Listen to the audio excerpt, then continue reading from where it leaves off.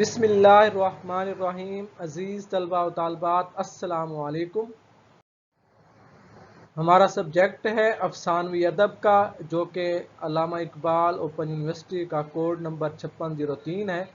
اور یہ ایم اے اردو کا سبجیکٹ ہے۔ اس میں ہم نے جو ہے پہلے 4 لیکچر جو ہے ہم اس کے کر چکے ہیں مکمل۔ پہلا جو یونٹ ہے اس میں ہم نے اردو میں داستان نگاری پڑھا تھا۔ دوسرے یونٹ میں داستان باغ و بہار اور فسانہ عجائب کا مطالعہ کیا تھا، اور تیسرے یونٹ میں اردو ناول کا آغاز و ارتقاء پڑھا تھا، اور چوتھا جو ہمارا لیکچر تھا وہ چوتھے یونٹ پر مشتمل تھا، وہ تھا ناول ابن الوقت کا مطالعہ تھا۔ اور اب جو ہے ہمارا اگلا جو ٹاپک ہے، اگلا یونٹ ہے، وہ ہے ناول فردوس بریں کا مطالعہ۔ اردو ناول فردوس بریں کا مطالعہ، یہ ہمارا جو ہے پورا ایک عنوان ہے یونٹ نمبر 4 کوڈ 5603 کا۔ عزیز طلبہ و طالبات، اس یونٹ میں ہم اردو کے پہلے تاریخی ناول نگار عبدالحلیم شرر کے تاریخی ناول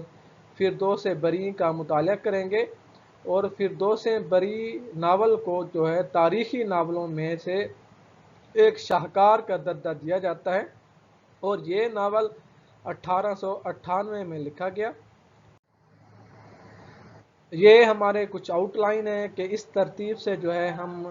آج کے اس لیکچر میں بات کریں گے۔ سب سے پہلے جو ہے اس ناول کے جو خالق ہیں عبدالحلیم شرر، ان کا سوانحی خاکہ جو ہے وہ ڈسکس کریں گے، اور اس کے بعد عبدالحلیم شرر کی تاریخی ناول نگاری کا پس منظر اور محرکات جانیں گے۔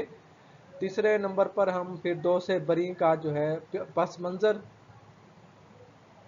اور چوتھا پوائنٹ ہمارا ہوگا فردوس بریں کی کہانی،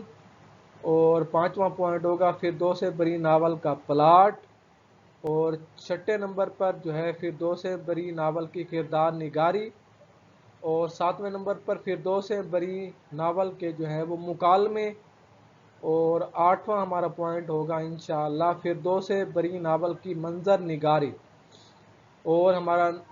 9واں پوائنٹ ہوگا علامہ عبدالحلیم شرر کا نظریہ فن۔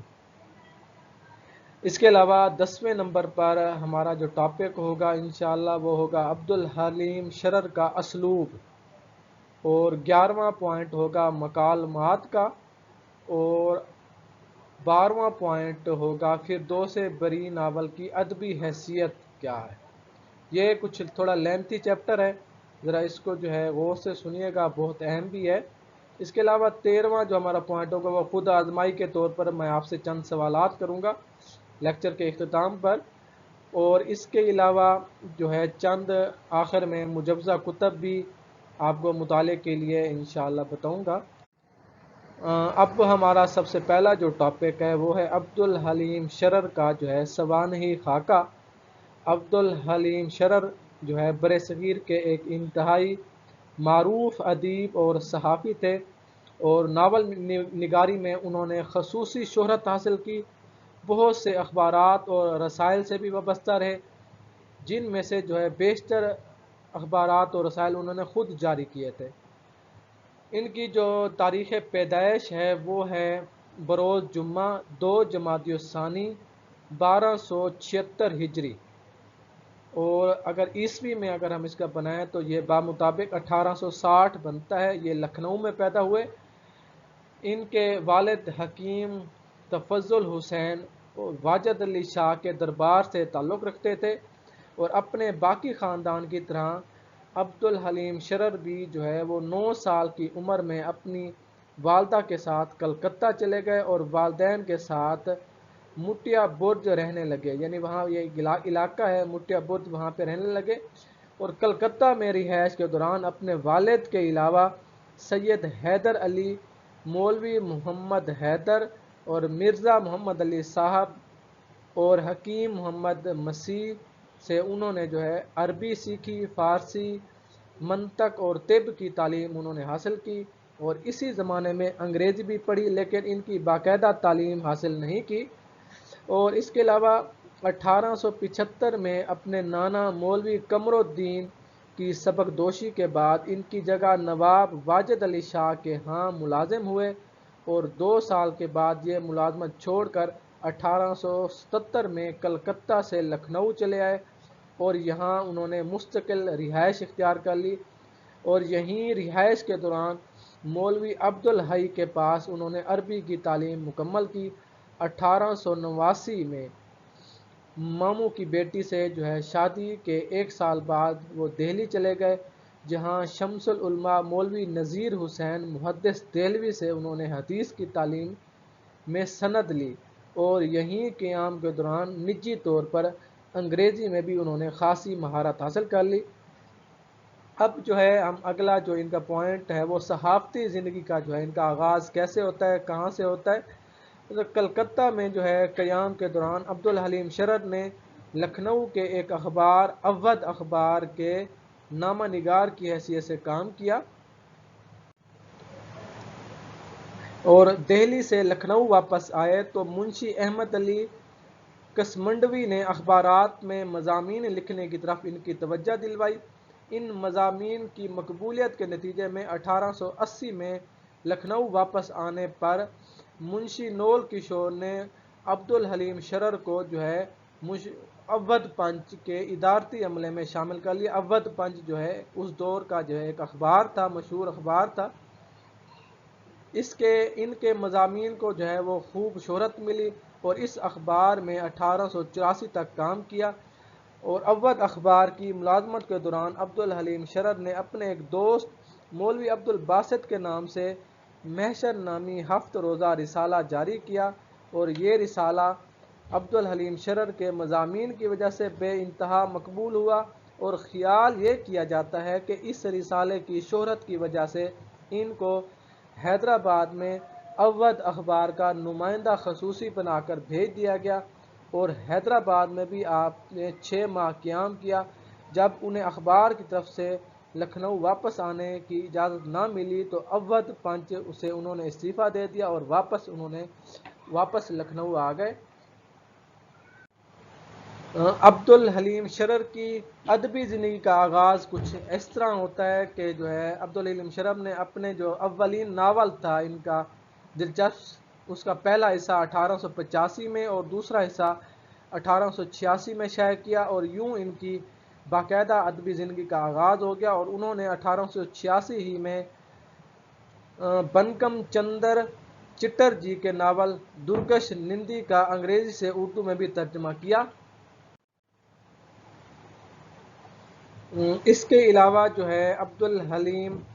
شرر نے 1887 میں ایک اپنا مشہور رسالہ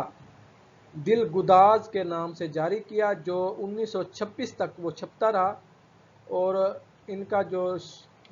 رسالہ تھا دل گداز اس میں مولانا نے بھی بیش بہا مضامین لکھے جو بعد میں کئی جلدوں میں مضامین شرر کے نام سے شائع کیے۔ ان رسائل میں انہوں نے آزاد نظم اور معرہ نظم کے تجربات کیے اور یوں اردو شاعری میں نظم کے حوالے سے اہم سنگ میل کی صورت اختیار کی۔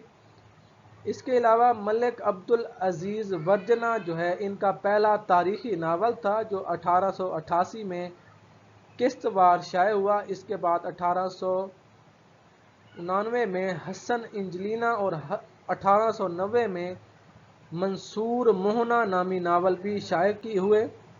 اور اس کے علاوہ 1890 میں عبدالحلیم شرر نے اسلامی شخصیات کے بارے میں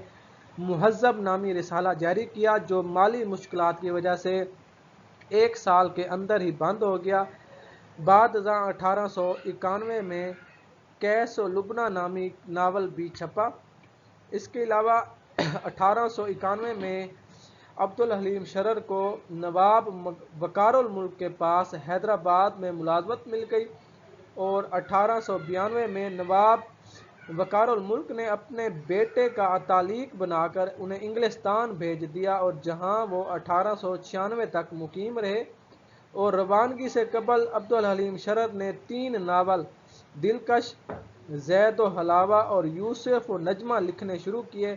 جنہیں ان کی غیر موجودگی میں کسی اور نے مکمل کیا، اور مذکورہ ان ناولوں میں سے آخری دو کو بعد میں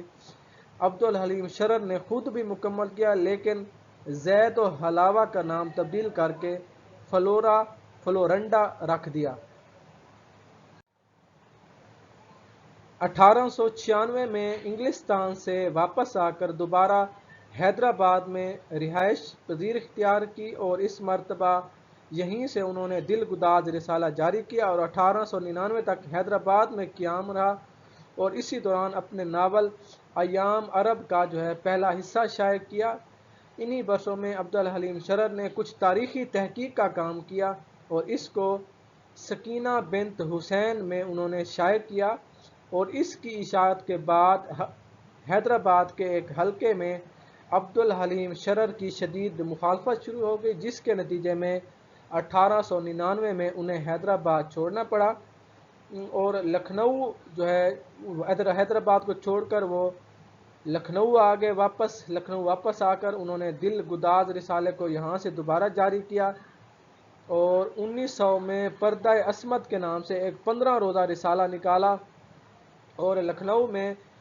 یہ قیام ان کا 1901 تک رہا، اور یہی وہ دور تھا جس میں عبدالحلیم شرر نے اپنا شہرہ آفاق ناول فردوس بری تحریر کیا، اور یہ ناول 1899 میں شائع ہوا۔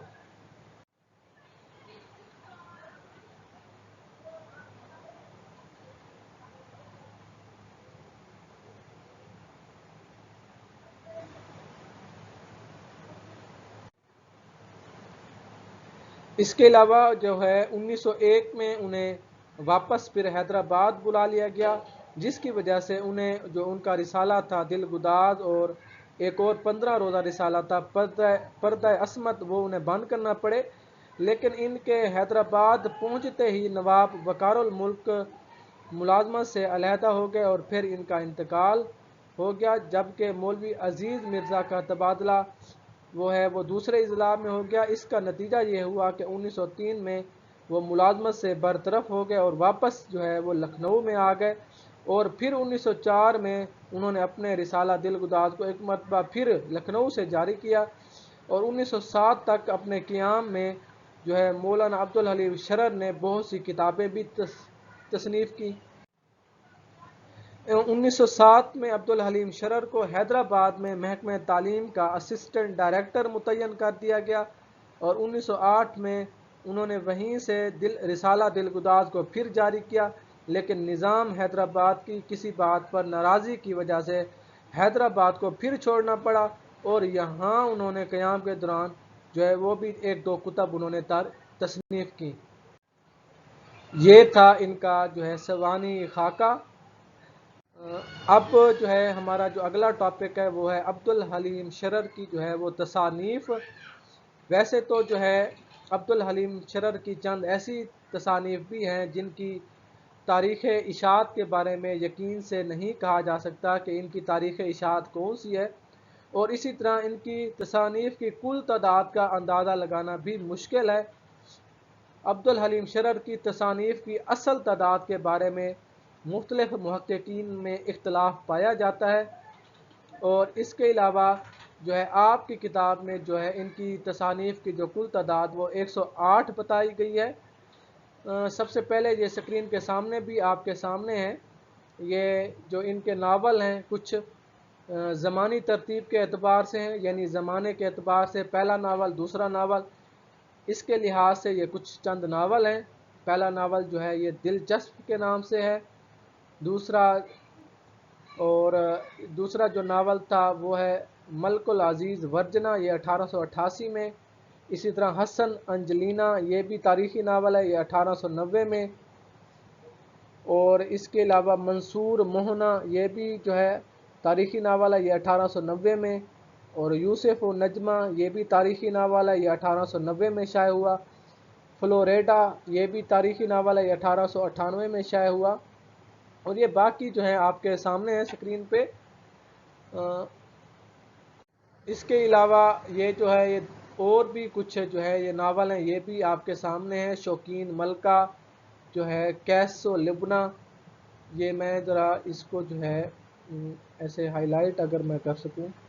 ये देखें, शौकीन लुबला, कैस व लबना, बाबक खुरमी, जोयाए हक,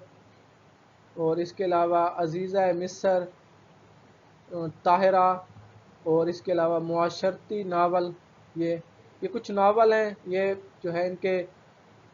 जो है सन इशात भी आपके सामने हैं। और इसके अलावा ये देखें, ये भी नावल हैं, माह मुल्क,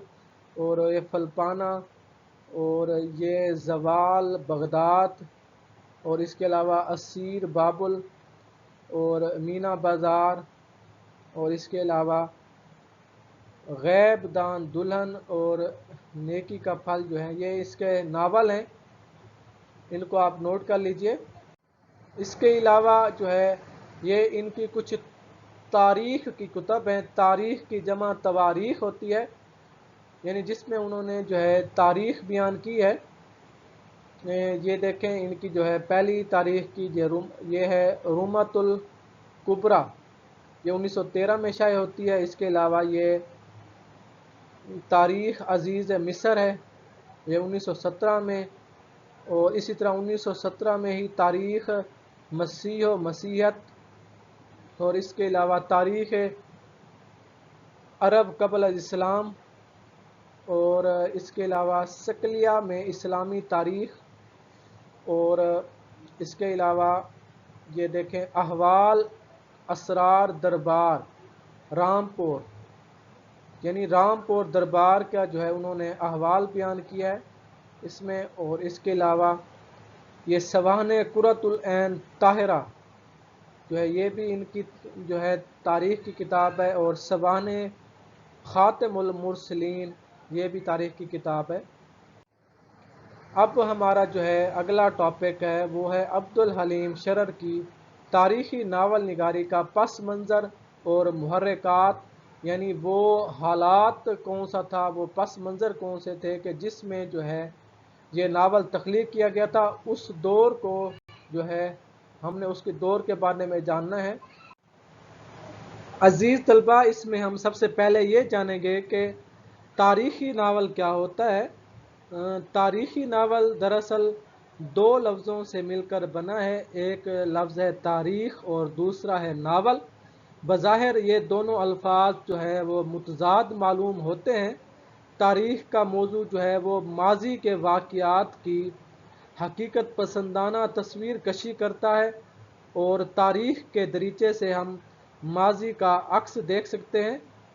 एक अंग्रेज़ मुसन्निफ़ हैं बरटिंडर रसल, उन्होंने ये कहा है कि तारीख़ सिर्फ़ इस बात का जवाब है कि इस कायनात में वाक़यात कैसे रोनमा हुए। इससे मिलती जुलती तारीफ़ वो है जी होजंग ने भी की है,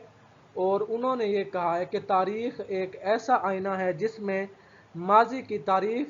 का अक्स नज़र आता है। इन तारीफ़ों से ये मालूम होता है कि तारीख़ के ज़रिए हम अपने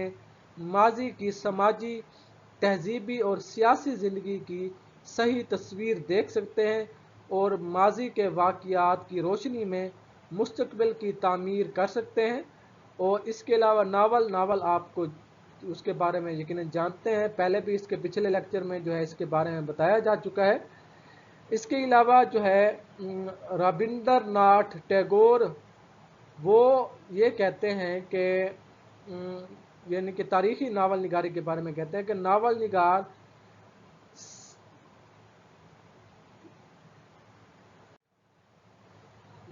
निगार सच की पूरे तौर पर हिफाजत कर रहा है या नहीं, और ये नहीं देखना चाहिए बल्कि सिर्फ ये देखना चाहिए कि उसमें तारीख़ी माहौल पैदा हो सका है या नहीं। अगर ऐसा है तो वो एक तारीख़ी नावल निगार समझा जाएगा। और इसके अलावा तारीख़ी नावल की तारीफ़ एक हिंदू मुसन्निफ़ है पंडित हज़ारी, वो लिखते हैं कि आम तौर पर वो नावल जिसमें माजी के किरदार, माहौल और वाक़यात को तख़य्युल से सजा कर बना कर पेश किया जाता है, उसे तारीख़ी नावल कहते हैं। और उर्दू में अब्दुल हलीम शरर आम तौर से पहले तारीख़ी नावल निगार तस्लीम किए जाते हैं। ये वो पहले नावल निगार हैं जिन्होंने नावल के कैनवस पर تاریخ کا رنگ بکھیرا، اور یہی وجہ ہے کہ انہیں اردو کا سر والٹر اسکاٹ کہا جاتا ہے۔ سر والٹر اسکاٹ جو ہیں یہ انگریز ناول نگار ہیں، یہ بھی تاریخی ناول نگاری ان کا جو فن ہے ایک اس کے اوپر عبور رکھتے ہیں۔ اسی وجہ سے جو ہے عبدالحلیم شرر کو بھی جو ہے تاریخی ناول نگاری کی وجہ سے، اس خوبی کی وجہ سے انہیں سر والٹر اسکاٹ کہا جاتا ہے۔ عبدالحلیم شرر نے ایک ایسے سیاسی اور سماجی ماحول میں آنکھ کھولی جبکہ ہندوستان میں 1857 کے مارکہ آزادی کے خون خرابے اور ہول ناکی اور تباہی کے اثرات تازہ تھے، اور یہاں کی تہذیب و معاشرت، روایات، سب کچھ تغیر پذیر تھا۔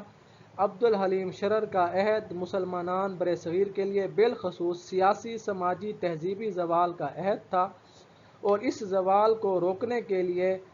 زعمائے قوم اپنے اپنے انداز میں مصروف عمل تھے۔ کہیں سر سید کی علمی تحریک کے زیر اثر مولانا شبلی نعمانی مسلمانوں کو تاریخ کے آئینے میں کھوئی ہوئی عظمت کی جھلک دکھلا رہے تھے، تو کہیں الطاف حسین حالی اپنی اصلاحی شاعری کے ذریعے انہیں بیدار کر رہے تھے۔ ان اصلاحی تحریکوں کے نتیجہ میں مسلمان برصغیر میں بیداری کی ایک لہر انگڑائیاں لے رہی تھی، مگر غفلت کی نیند کا خمار ابھی باقی تھا، لہذا ضرورت تھی کہ انہیں پوری طرح بیدار و ہوشیار کرنے کے لیے اپنے تابناک ماضی کے لازوال تہذیب و اقدار اور عظمت رفتہ کی طرف متوجہ کیا جائے، اور اس کھوئی ہوئی عظمت کو دوبارہ حاصل کرنے کے لیے ان میں ایک نیا جوش و ولولہ پیدا کر کے ایک روشن مستقبل کی طرف گامزن کیا جائے۔ اور عبدالحلیم شرر جو ہے انہی جذبوں کے ساتھ پروان چڑھے تھے، لہٰذا انہوں نے قوم کی اصلاح و ترقی کے لیے اس بات کی ضرورت محسوس کی کہ مسلمانوں میں دینی حمیت و غیرت پیدا کرنے کے لیے ماضی مرحوم سے ان کا رشتہ از سر نو استوار کیا جائے۔ یہی وہ حالات، واقعات اور محرکات تھے جس نے عبدالحلیم شرر کو تاریخی ناول کی طرف آنے کی ترغیب دی۔ محرکات جو ہوتا ہے وہ تحریک کی جمع ہوتی ہے، یعنی ابھارنے والے واقعات، ابھارنے والے کام، وہ وجوہات، وہ اسباب، یہ محرکات اس کا مطلب ہوتا ہے۔ اب جو ہے ہمارا اگلا ٹاپک ہے وہ ہے اردو ناول فردوس بری کا پس منظر۔ عزیز طلبہ، ناول فردوس بری کو ادبی اور فنی لحاظ سے ان کا عبدالحلیم شرر کا سب سے کامیاب ناول تصور کیا جاتا ہے، اور اس ناول میں عبدالحلیم شرر جو ہے ناول کے فنی مطالبات کو بڑی حد تک پورا کرتے نظر آتے ہیں۔ اس ناول کے پس منظر میں جو ہے وہ کچھ اس طریقے سے ہے کہ اس ناول کے بنیادی قصے کا تعلق وہ فرقہ باطنیہ سے ہے، جو 5ویں صدی ہجری میں دنیائے اسلام میں نوجوانوں کو ورغلانے اور انہیں گمراہ کرنے کے لیے سرگرم عمل تھا، اور بڑے بڑے مذہبی کرداروں کو ختم کرنا ان کا مقصد تھا۔ ایک زمانے میں اس فرقے نے بڑا انتشار پھیلا رکھا تھا اور اپنے دام اثر میں بڑی بڑی شخصیات کو بھی گرفتار کر رہا تھا، مگر یہ طوفان جس تیزی سے اٹھا تھا اتنی ہی تیزی سے اس کا شور ختم ہو گیا، تھم گیا، اور حسن بن صباح جو ہیں وہ اس گروہ کا سردار تھا۔ اس کے زیر اثر مختلف لوگ کام کرتے تھے، اور مذہبی شخصیات اور سیاسی دانشوروں اور قائدین کو کیفر کردار تک پہنچانا ان کا محبوب ترین مشغلہ تھا۔ رفتہ رفتہ اس کی گرفت جو ہے وہ کمزور پڑتی گئی، اور آخر کار ہلاکو نے اس کے مرکزی مقام پر حملہ کر کے اس کا سارا زور توڑ ڈالا، اور اس طرح سے باطنین کی 150 سالہ تاریخ کا دور ختم ہو گیا۔ ناول فردوس بری میں بھی بنیادی طور سے جو ہے عشق و محبت پر کامل یقین اور حق و باطل کی کشمکش اور معرکہ آرائی دکھائی گئی ہے، جہاں چند موڑ گزرنے کے بعد آخر حق کامیاب ہوتا ہے اور باطل ناکام ہو جاتا ہے۔ اور ناول کے پلاٹ کے لیے عبدالحلیم شرر نے ایسے دور کا انتخاب کیا جب حسن بن صباح کو سرداری میں ایک فرقہ اسلام کی تعلیمات کو مسخ کرنے کی کوشش کرتا ہے اور مسلم قوم کو گمراہی کے راستے پر ڈالنے کی سازش رچتا ہے، اور عبدالحلیم شرر نے اسی فرقے کے ایک ایک واقعے سے ناول کا پلاٹ تیار کیا اور اس طرح باطنیہ فرقے کی حقیقت کو بے نقاب کیا، اور اس کہانی کا موضوع فرقہ باطنیہ کے عروج کا آخری دور ہے۔ ان کا یہ ناول فرقہ باطنیہ کے عروج کے زمانہ آخر کے جو ہے وہ احوال پر مبنی ہے، اور عبدالحلیم شرر نے اس ناول میں فرقہ باطنیہ کی جو ہے مختصر تاریخ بیان کی ہے، اور اس کے علاوہ ان کے عقائد بیان کیے، ان کے عقائد کیا تھے، ان کی سازشوں کا احوال لکھا ہے، سازشیں کس طرح کرتے تھے اور سازشوں کا طریقہ کار اور ان کی تباہی کے واقعات جو ہیں وہ اس ناول فردوس بری میں ملتے ہیں۔ عزیز طلبہ، ناول فردوس بری کی کہانی یہ ہمارا اگلا پوائنٹ ہے۔ آپ کی کتاب میں جو ہے اس کا ایک خلاصہ بیان کیا گیا ہے ناول فردوس بری کا، اور وہ تقریباً 2.5 صفحات پر مشتمل ہے، جس کا آپ مطالعہ خود کر سکتے ہیں۔ میں جو ہے چند لفظوں میں جو ہے میں اس کا خلاصہ جو ہے وہ کچھ اس طریقے سے آپ کو بتا دوں کہ ناول کا خلاصہ قصہ یہ ہے کہ کہانی کے اصل کردار حسین اور زمرد جو ہیں وہ شہر عامل کے باشندے ہوتے ہیں، اور دونوں ایک دوسرے سے محبت کرتے ہیں، اور وہ حج پر جانے کے لیے ایک ساتھ نکلتے ہیں، اور دوران سفر جو ہے وہ زمرد اپنے مقتول بھائی موسیٰ کی قبر پر وہ فاتحہ خوانی کرنا چاہتی ہے جسے پریوں نے قتل کر دیا تھا، اور پھر موسیٰ کے ساتھیوں نے جبال تالکان میں اس کی قبر بنا دی تھی، اور اس مقام پر یہ دونوں فاتحہ خوانی میں مصروف تھے کہ اچانک پریوں کا ایک غول موجود ہوا اور دونوں بے ہوش ہو گئے، اور جب حسین کو ہوش آیا تو زمرد وہاں سے غائب تھی، البتہ موسیٰ کے ساتھ زمرد کی قبر کا کتبہ بھی نظر آیا۔ تو حسین نے یہ طے کیا، اس نے یہ سمجھا کہ وہ اب کہیں نہ جا کر اسی قبر کا مجاور بن کر قبر والی کی زندگی میں پہنچ جائے گا۔ اسی عالم میں جو ہے اسے زمرد کے خطوط ملتے ہیں جس میں وہ چلہ کاٹنے کا مشورہ دیتی ہے، تو وہ اس پر عمل پیرا ہو کر حسین وہ باطنیوں کی جنت میں زمرد سے ملاقات کرتا ہے، مگر دوسری ملاقات سے محروم رہتا ہے، اور یہ جنت شیخ علی وجودی اور اس کے ساتھیوں کی بنائی ہوئی ہے۔ جنت سے اسے جلد ہی واپس آنا پڑتا ہے۔ وہ زمرد کے خط کی تعمیل میں تاتاریوں کی شہزادی بلقان کے پاس پہنچ جاتا ہے، اور جس کے تعاون اور ہلاکو خان کی فوجی مدد کے طفیل باطنیوں کی جنت پر پہنچ جاتا ہے، اور یوں حسین اور زمرد کی شادی ہو جاتی ہے۔ یہ اس کی جو ہے مکمل چند لفظوں میں جو ہے اس کی کہانی ہے، قصہ ہے، جو اس کے آپ کی کتاب میں بھی 2.5 صفحات پر جو ہے اس کی کہانی بیان کی گئی ہے۔ آپ اگر سننا وہ پڑھ سکتے ہیں اس کو۔ جی، تو ہمارا جو ہے اگلا ٹاپک ہے وہ ہے ناول فردوس بری کا پلاٹ جو ہوتا ہے وہ کسی بھی کہانی کا جو ہے وہ اس میں واقعات کی ترتیب یا واقعات کے سیکوینس کو کہتے ہیں، اور آپ کے اس کتاب میں جو ہے یہ ناول فردوس بری کا پلاٹ جو ہے کچھ اس شکل میں جو دیا گیا ہے آپ کی سکرین کے سامنے ہے۔ انہوں نے جو ہے 6 پوائنٹ دیے ہیں، 6 پوائنٹ کی شکل میں جو ہے ناول فردوس بری کا پلاٹ بتایا گیا ہے۔ اس میں جو ہے ویسے جو ہے اس ناول فردوس بری کا جو پلاٹ ہے وہ 9 ابواب پر مشتمل ہے، لیکن ان 9 ابواب کو موضوعات کے اعتبار سے، واقعات کے اعتبار سے 6 پوائنٹ میں تقسیم کیا گیا ہے۔ یہ 6 پوائنٹ جو ہیں یہ آپ کے سامنے ہیں۔ پہلا پوائنٹ جو ہے یہ آغاز، یعنی اس کا آغاز بتایا گیا ہے، اور یہ جو آغاز ہے یہ یونٹ نمبر 1 میں پہلے باب پریوں کا غول اس میں بیان بتایا گیا ہے کہ اس میں کیا ہوتا ہے، آغاز کس طریقے سے ہوتا ہے کہانی کا۔ اس کے علاوہ یہ جو دوسرا ہمارا اس میں پوائنٹ ہے وہ ہے زمان ہجر۔ زمان کہتے ہیں زمانے کو، اور ہجر کہتے ہیں جدائی کو، یعنی جدائی کا جو زمانہ تھا وہ کون سا تھا، تو اس کے لیے جو ہے یہ यूनिट नंबर जो 2 है, प्यारी ज़मुर्द तू कहाँ है, ये यूनिट नंबर 2 है। इसमें ये जो है हिजर का सारा ज़माना बयान किया गया है। और इसके अलावा जो तीसरा पॉइंट है वो है उम्मीद वस्ल। उम्मीद कहते हैं उम्मीद, और वस्ल कहते हैं मिलाप को, यानी मिलाप की जो उम्मीद होती है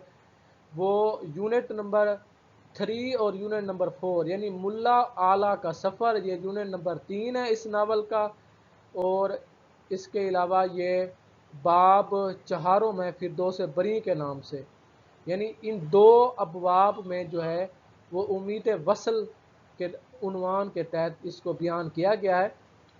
इसके अलावा ये जो एक अगला पॉइंट है अयाम ना मुरादी, अयाम कहते हैं दिन, यानी योम की जमा है अयाम, ना मुरादी मुराद को हासिल ना कर सकना,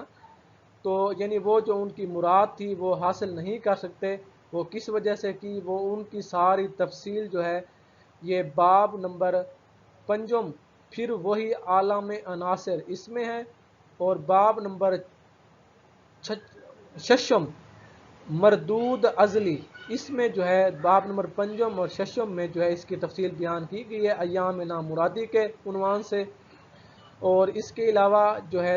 एक और अगला जो पॉइंट है वो है तातारी इंतकाम, जो तातारी कौम है वो उनसे जो इंतकाम लेती है, वो इसके बाब नंबर हफ्तम में, हफ्तम बाब, हफ्तम का नाम है बलगान खातून का सफ़र, इसमें जो है इसको बयान किया गया है। और इसके अलावा अंजाम कैसे होता है इस कहानी का, इस नावल का, तो अंजाम के लिए उन्होंने जो है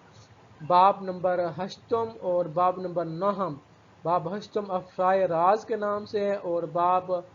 9 जो है वो इंतकाम के लिहाज से। इस पूरे नावल को भी जो है मैं आपके ग्रुप में शेयर कर दूंगा, आप अगर पढ़ना चाहें तो इसको पढ़ लेंगे। और इसके अलावा इसका जो प्लाट है इसकी सारी जो है ये इस उन्वान के तहत, जो मैंने आपको ये उन्वान बताए हैं, इन्हीं के तरतीब से आगाज़, ज़माने हिजर और उम्मीद वसल, अयाम नामुरादी, तातारी इंतकाम और अंजाम के उन्वान के तहत जो है इनको बयान किया गया है। जी अजीज़ तलबा, हमारा अगला टॉपिक है नावल फिरदौस बरी की किरदार निगारी, यानी इसमें किस तरह के किरदार हैं। और इस किरदार निगारी को समझने के लिए ये मैंने 4 पॉइंट बनाए हैं। एक जो मरकज़ी किरदार है वो है हुसैन का, और इसके अलावा एक और किरदार है ज़मुरुद, और ये एक शरीफ और बा किरदार दोशीज़ा होती है। और इसके अलावा एक तीसरा किरदार है शेख अली वजूदी का, और एक और चौथा किरदार है बलकान खातून, बल्कि ये जो है मैं इसको करेक्ट कर लूँगा, बलगान है, बलगान खातून, गैन काफ की जगह पे गैन है, बलगान खातून है,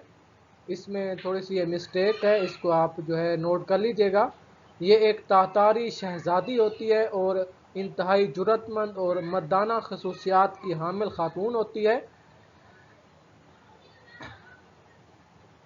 किरदार निगारी के ताल्लुक से जो है ज़मुरुद का किरदार सबसे कामयाब और अहम है, और ये सबसे मरकज़ी किरदार है। इसके अंदर एक मशरकी औरत की इफ़्फ़त व पाक दामनी है, और ज़माने के मुश्किलात व मसाइब से नबरद आज़मा होने की हिम्मत और हौसला भी है। वो गम व अंदोह के भंवर में घिर जाने के बावजूद भी हंसते रहने का फ़न जानती है। इसके किरदार दौर वुस्ता के बाज़ काबिल कदर ख़वातीन के किरदार से बहुत हद तक मुशाबत रखता है। इसके अलावा हुसैन का जो किरदार है इसके बरखिलाफ एक ऐसे नौजवान आशिक का किरदार है जो अपनी महबूबा को हासिल करने की खातिर किसी भी हद तक जा सकता है। इसकी अक्ल और सादा लोही पर एक मासूम बच्चे का गुमान होता है। ला उबालीपन और ना आकबत अंदेशी जो है वो इस किरदार का खासा है। इसका किरदार पढ़कर लखनऊ और हैदराबाद के नौजवान जहन के पर्दे पर जो है वो छाने लगते हैं। इसके किरदार में जो इंसानी औसाफ पाए जाते हैं वो इसकी शख्सियत के इर्तिका में मदद साबित होते हैं, मुआविन साबित होते हैं। एक तरफ ज़मुरुद से इसकी بے لوث محبت اور دوسری طرف اس کا ڈرپوک اور خوف زدہ ہونا وہ عہد شرر کے نوجوانوں کی ذہنی کیفیات کی عمدہ ترجمانی کرتا ہے۔ شیخ علی وجودی اور حور شاہ کے کردار اپنی جگہ پر درست اور مسلم ہیں،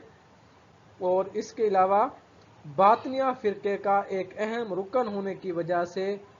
شیخ علی وجودی کا جو کردار ہے یہ چالاکی، عیاری اور مکاری کے ساتھ ساتھ سنگ دلی اور قساوت میں بے مثال ہے، اور آخر تک اپنی اسی کیفیت پر باقی رہتا ہے۔ بلغان خاتون کا کردار مشرق وسطیٰ کے بادیہ گردوں کا کردار ہے جو اپنے آپ کو کسی بھی طرح مرد سے کم تر سمجھنے پر آمادہ نہیں ہے۔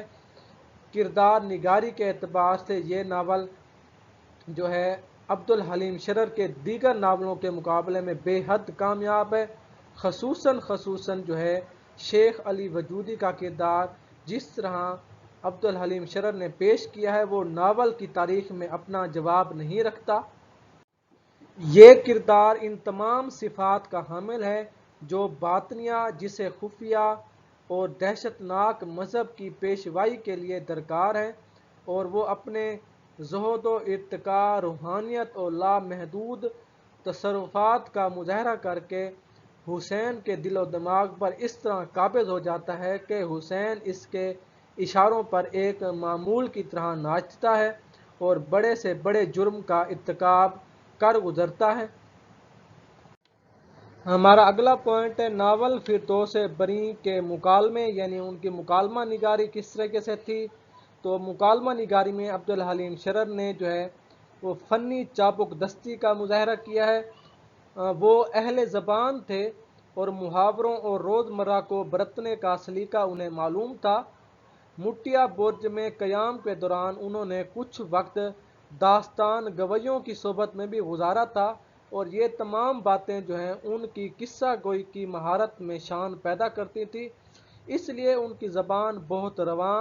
بہت صاف اور شستہ ہے، اور کہیں کہیں انہوں نے طویل مکالمے یا عقائد کے وہ تصریحی انداز کی وجہ سے مکالموں میں طوالت کی خامی وہ داخل ہو گئی ہے۔ جہاں فرقہ باطنیہ کے عقائد کی تفصیل بیان کی گئی ہے وہاں زبان میں خشکی اور سیٹھا پن محسوس ہوتا ہے۔ فردوس بری اپنے مربوط پلاٹ، ٹھوس کردار، واقعات کے اتار چڑھاؤ، زبان و بیان کی جادو نگاری کی وجہ سے ایک کامیاب جو ہے وہ ناول کہا جا سکتا ہے۔ منظر نگاری اور مکالمہ نگاری میں وہ بعض جگہوں پر طوالت سے کام لیتے ہیں جو گراں گزرتی ہے، اس کے باوجود بعض مقامات پر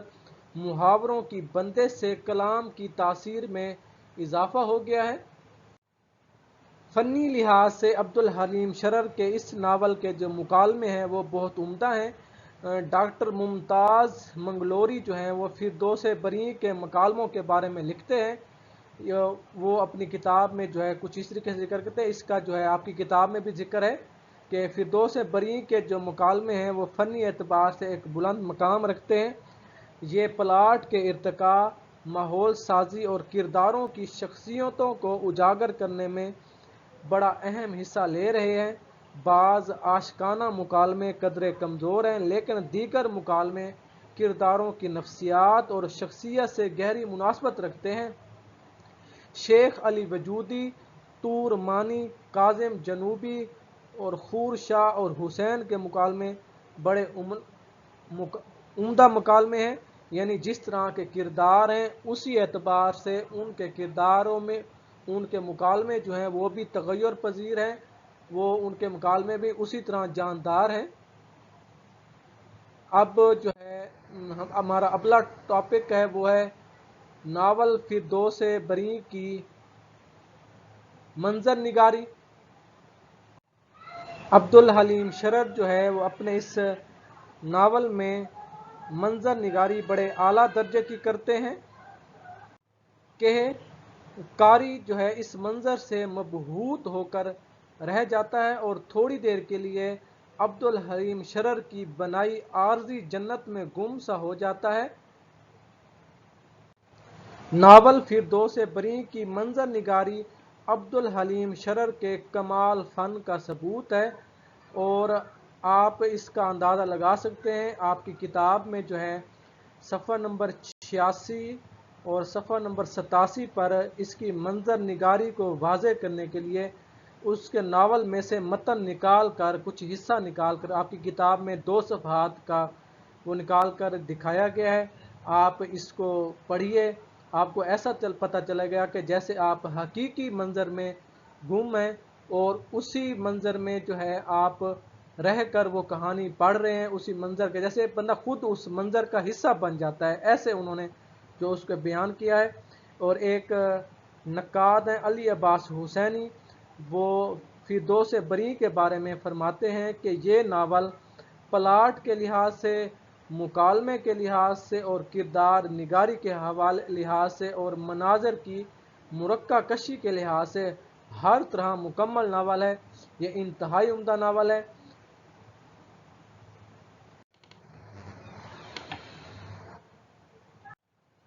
عزیز طلبہ، ہمارا اگلا پوائنٹ ہے عبدالحلیم شرر کا نظریہ فن،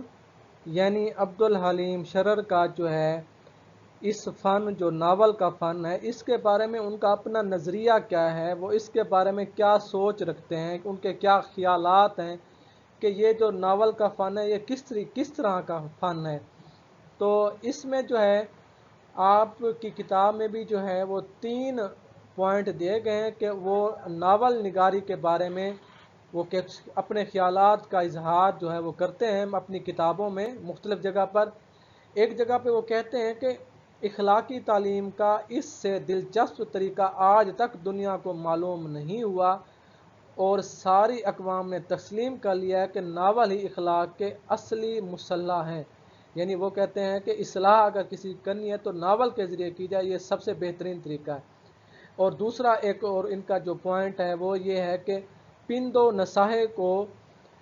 ناول کا لباس پہنا کر پیش کیا جائے تو نہایت ہی عمدہ اور مفید اثر پڑتا ہے۔ یعنی نصیحت کرنے کے لیے اگر ناول کا جو ہے لباس اپنایا جائے تو وہ بھی ایک سب سے کارگر ثابت ہوتا ہے۔ اور ایک تیسرے پوائنٹ میں وہ یہ کہتے ہیں کہ اصل یہ ہے کہ ناول سے زیادہ کوئی مؤثر پیرایا کسی مسئلہ یا کسی تہذیب کے ذہن نشین کرنے اور لوگوں کو پابند بنا دینے کا ہو ہی نہیں سکتا۔ ناول کا اسلوب وہ شکر ہے جو ہر کڑوی دوا کے خوشگوار بنانے کے لیے استعمال کی جا سکتی ہے۔ یعنی وہ یہ کہتے ہیں کہ ناول سے ہر طرح کی اصلاح کا کام لیا جا سکتا ہے، جو ہے یہ چاہے جو ہے کڑوی دوا جو ہو لیکن وہ شکر بنا کر اس کو بنا کر استعمال کیا جا سکے تاکہ اصلاح کا کام لیا جا سکے۔ اور اس کے علاوہ جو آگے جو ہے 5 پوائنٹ آپ کی کتاب میں ایسے ہیں جو جس میں جو ہے عبدالحلیم شرر نے ناول نگاری کے چند اصول بنائے ہیں۔ بہت سے اصول انہوں نے بنائے ہیں لیکن 5 اصول جو ہے جو مین اصول جو ہیں وہ آپ کی کتاب میں بھی درج ہیں، آپ وہاں سے بھی دیکھ سکتے ہیں کہ ناول میں جو واقعات بیان کیے جائیں گے مجموعی طور پر سچے اور مطابق واقعہ ہوں گے۔ ہاں، ناول کی ضرورت سے تفصیلی صحبتوں اور صحبت کی باتوں میں تصرف اور اضافہ کرنے سے مجبوری ہے، کیونکہ بغیر اس کے نہ ناول ہو سکتا ہے اور نہ قصے میں مزہ آ سکتا ہے۔ وہ کہتا ہے کہ واقعات سچے اور ہونے چاہیے لیکن جو ہے بعض اوقات جو ہے ان میں اضافہ کرنا پڑتا ہے اپنی طرف سے، وہ ایک مجبوری ہے کیونکہ ناول کا جو ہے یہ ایک حصہ ہے کہ۔ اور اس کے علاوہ ان کا جو ہے ایک اور پوائنٹ جو ہے وہ یہ ہے کہ ناول کے لیے سب سے مقدم یہ ہے کہ وہ انتہا سے زیادہ دلچسپ ہو۔ دلچسپی بغیر حسن و عشق کے بہت ہی کم آ سکتی ہے، یعنی اس میں دلچسپی ہونی چاہیے اور دلچسپی پیدا کرنے کے لیے حسن و عشق کا عنصر لازمی استعمال کرنا چاہیے۔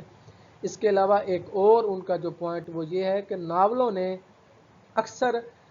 مختلف اقوام و ممالک کی تاریخ کو ایسے دلچسپ عنوان سے شائع کیا کہ معمولی قابلیت کے لوگ حتیٰ کہ عورتیں تک تاریخ کو ایک نہایت دلچسپ فن خیال کرنے لگے۔ وہ یہ کہنا چاہتے ہیں کہ مختلف تہذیبوں میں مختلف قوموں نے جو ہے جو ناول لکھے ہیں تاریخ کی شکل میں وہ ایسے دلچسپ لکھے ہیں کہ ان کی جو عورتیں جو کہ کم علم رکھتی تھیں وہ بھی جو ہے اس کو آسانی سے سمجھ سکتی ہیں اور اس کو ایک تاریخ کو ایک دلچسپ فن قرار دے سکتی ہیں۔ تو یہ تھا جو ہے عبدالحلیم شرر کے نظریہ فن کے بارے میں۔ اب ہمارا اگلا ٹاپک ہے عبدالحلیم شرر کا اسلوب،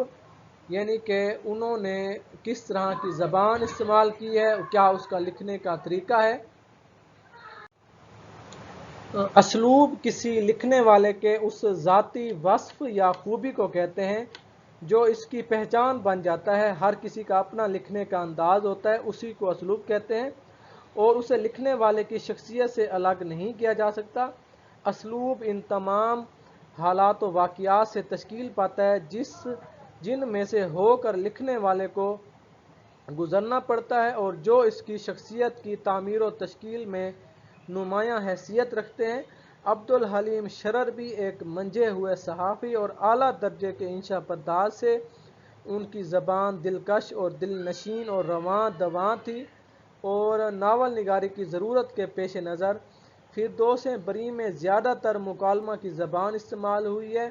اور اس ناول میں ان کے تحریر کردہ مکالموں کی خوبصورتی کو ان کے بدترین نقادوں نے بھی سراہا ہے۔ چونکہ عبدالحلیم شرر کے سامنے قوم کی اصلاح کا مقصد تھا، لہٰذا انہوں نے سادہ و عام فہم انداز بیان اپنایا اور سادہ اور شگفتہ لہجے میں مکالمے کی صورت میں اپنی باتوں کا ابلاغ کیا۔ عبدالحلیم شرر کی مکالمہ نگاری پر بات ہو چکی ہے۔ اس کے علاوہ جو ہے ڈاکٹر محی الدین قادری زور جو ہیں وہ عبدالحلیم شرر کے بارے میں لکھتے ہیں کہ عبدالحلیم شرر پہلے انشا پرداز ہیں جنہوں نے انگریزی ادب سے متاثر ہو کر اردو زبان میں ناول نگاری کی باضابطہ ابتدا کی، اور زور جو ہیں وہ عبدالحلیم شرر کے اسلوب کے بارے میں رقم طراز ہیں کہ ان کے اسلوب میں کوئی ادبی دلکشی نہیں، ان کا طرز بیان سادہ، شگفتہ اور عام فہم ہے۔ اور اس کے علاوہ جو اگلا پوائنٹ ہے وہ ہے فردوس بری کے مکالمات۔ مکالمہ جو ایک دوسرے سے ہم بات چیت کرتے ہیں وہ مکالمہ کی شکل میں کرتے ہیں، تو اسی طرح یہ جو ناول ہے یہ بھی اس میں زیادہ تر جو حصہ ہے وہ مکالمے کی شکل میں ہے۔ اس کے مکالمے جو ہیں وہ آپ کی کتاب میں تھوڑے سے جو ہیں دو تین مکالمے جو ہیں وہ بیان کیے گئے ہیں، لکھے گئے ہیں، آپ جو ہے اس کو پڑھ لیجیے گا، بہت آسان ہے، اس میں کسی قسم کی جو ہے مزید میرے خیال میں وضاحت کی ضرورت نہیں ہے۔ اور اس کے علاوہ اگلا جو ہمارا پوائنٹ ہے وہ ہے فردوس بری کی ادبی حیثیت۔ تو فردوس بری کو جو ہے وہ عبدالحلیم شرر کے تاریخی ناولوں میں ایک شاہکار کا درجہ دیا جاتا ہے۔ سہیل بخاری اپنی کتاب اردو ناول نگاری میں اس ناول فردوس بری کے بارے میں لکھتے ہیں کہ عبدالحلیم شرر کی تصنیفات کی مقدار بہت زیادہ ہے، اور اسی اعتبار سے ان کے ناول بھی کثیر المتعدد ہیں، لیکن ان میں جو فردوس بری کے علاوہ فن کی کسوٹی پر کوئی بھی پورا نہیں اترتا، یعنی یہ سب سے بہترین ناول ہے ان کا۔ اور مزید وہ ایک جگہ جو کہتے ہیں کہ ان کے ناولوں میں فردوس بری ایک مکمل ناول ہے، یہ ناول اگرچہ مختصر ہے لیکن اس پر عبدالحلیم شرر نے بڑی محنت کی ہے، اس کا پلاٹ بڑا کھٹیلا ہے اور نہایت متناسب ہے، اس میں کسی واقعہ کا بیان بیکار نہیں، اور قصے کی ابتدا، متن اور انجام میں بڑا توازن نظر آتا ہے، اور ناول کے جملہ منازل حیات نہایت خوبی، نفاست اور چابک دستی سے طے ہوتے ہیں۔ ان کے کرداروں میں حسین اور علی وجودی کے کردار جاندار، روشن اور دلچسپ ہیں۔ اور اس کے علاوہ عبدالحلیم شرر کی جو ہے منظر نگاری کے بارے میں وہ سہیل بخاری اپنی کتاب میں لکھتے ہیں کہ منظر نگاری میں البتہ عبدالحلیم شرر کو قدر شہرت حاصل ہو گئی، ان کے مناظر رنگین، تازہ اور جاندار ہوتے ہیں۔ اور اس کے علاوہ فردوس بری کی منظر نگاری کے بارے میں ان کی رائے ایک اور یہ ہے کہ منظر نگاری بھی ناول میں معتدل، حسین، دلکش اور رنگین ہے، خصوصاً جنت کی مرقع کشی تو غضب کی ہے، اس میں شرر نے محاکات کا حق ادا کر دیا ہے۔ اور اس کے علاوہ جو ہے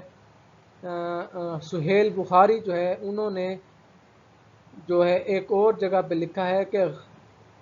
عبدالحلیم شرر کے تمام ناولوں میں سے سب سے اچھا ناول یہی ہے، بلکہ اردو کے ناولوں میں بھی اس کا ایک منفرد اور ممتاز مقام حاصل ہے۔ اس ناول فردوس بری میں جو ہے بعض جگہ ایسے واقعات اور مقامات کا بھی ذکر کیا گیا ہے جو تاریخی اور جغرافیائی نقطہ نظر سے حقیقت سے دور ہیں۔ مثال کے طور پر جو ہے حضرت ابراہیم، حضرت اسحاق اور ان کی ازواج کی جو قبروں اور ان کے جسد خاکی کو دیکھنے کا ثبوت وہ 6 صدی ہجری میں نہیں ملتا۔ اسی طرح رکن الدین خور شاہ کے بیان میں تاریخی صداقت اور تسلسل کو بھی نظر انداز کیا گیا ہے۔ اس تصوف کے باوجود ناول کی دلچسپی قارئین کو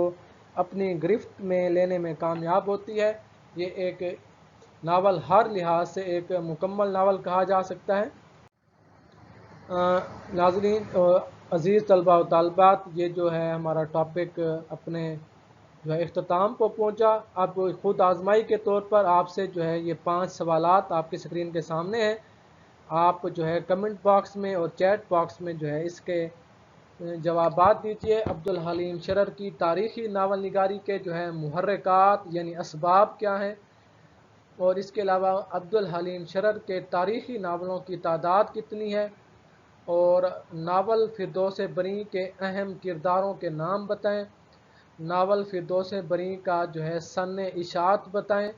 اور عبدالحلیم شرر کی تاریخ پیدائش اور تاریخ وفات کیا ہے۔ یہ جو ہے آپ 5 سوالوں کے جوابات جو ہے آپ چیٹ باکس میں بھی دیں، اور اگر آپ یوٹیوب میں بعد میں سنیں تو آپ وہاں پہ بھی جو ہے اس کے کمنٹ باکس میں جو ہے ان کے جوابات لکھیں لازمی۔ اور آخر میں جو ہے یہ چند مجوزہ کتب ہیں اپنا مطالعہ وسیع کرنے کے لیے۔ ایک پہلی کتاب ہے عبدالحلیم شرر کے تاریخی ناول اور ان کا تحقیقی اور تنقیدی جائزہ از ڈاکٹر ممتاز احمد منگلوری، اور اردو میں تاریخی ناول نگاری یہ از ڈاکٹر رشید احمد گوریجا، اور اردو ناول کی تنقیدی تاریخ از ڈاکٹر محمد احسن فاروقی، اور چوتھی کتاب ہے میر امن سے عبدالحق تک از ڈاکٹر سید عبداللہ، اور 5ویں کتاب ہے اردو ناول کے بدلتے تناظر از ڈاکٹر ممتاز احمد خان۔ یہ تھی چند مجوزہ کتب۔ آپ سبھی کا بہت بہت شکریہ کہ جو اس لیکچر کے ساتھ جڑے رہے۔ انسان خطا کا پتلا ہے، غلطیاں بھی ہو سکتی ہیں۔ اگر جو ہے میری یہ کاوش آپ کو اچھی لگے تو حوصلہ افزائی کیجیے گا، اور کمنٹ باکس میں بھی اپنے رائے کا اظہار کیجیے گا، میری صلاح بھی کیجیے گا، اور اس چینل کو جو ہے وہ لائک بھی کر دیں اور سبسکرائب بھی کر دیں۔ آپ سب کا بہت شکریہ۔ اللہ تعالیٰ آپ سب کا حامی و ناصر ہو۔ اللہ حافظ۔